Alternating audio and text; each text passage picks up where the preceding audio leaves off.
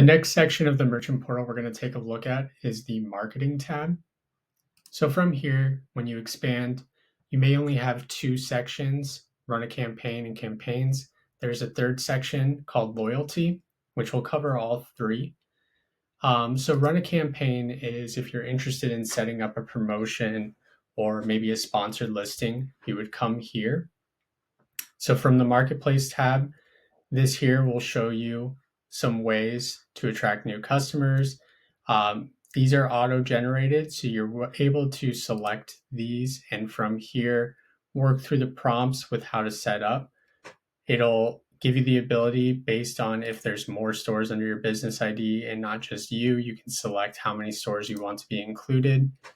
You can adjust the customer incentive. So whether that you want to discount a selected item or discount an entire order and adjust the percentage that you want to offer as discount. And then you can select the menu items that you want to create. This is going to be a great way for you to be able to self-serve and create these marketing promotions for your customers through the merchant portal. Online ordering is going to be if you have storefront, basically a link that you embed into your personal website that allows customers to order from your personal website, but through DoorDash. From here as well, there are abilities for you to set up the online ordering as well as ways to incentivize the customers through marketing promotions. Once you've set up a marketing promotion or a sponsored listing, from the campaigns tab is where you'll be able to see the details. The status will let you know if it's active.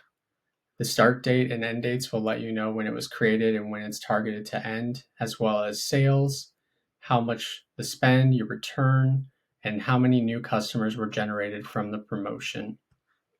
Additionally, too, something to note is the figures will change. And of course, since this is a test store, we don't have accurate figures represented here on these promotions, but the figures will change if you change the date range. So by adjusting right now, when you auto come in, it's going to show what the sales target is for the last 7 days. But if you adjust to look at the last 30 days, you would expect to see the sales number here updated. And then additionally as well, if you ever click into one of these, this is where you can see more information. You can additionally use a create the report button here that would create the marketing report for this campaign. And then if you ever wish to end the campaign earlier than the scheduled time, you can come in here and click the end campaign button. And the last section is going to be loyalty. Loyalty is a way to provide customers with a discount after spending so much money on the DoorDash platform through your store.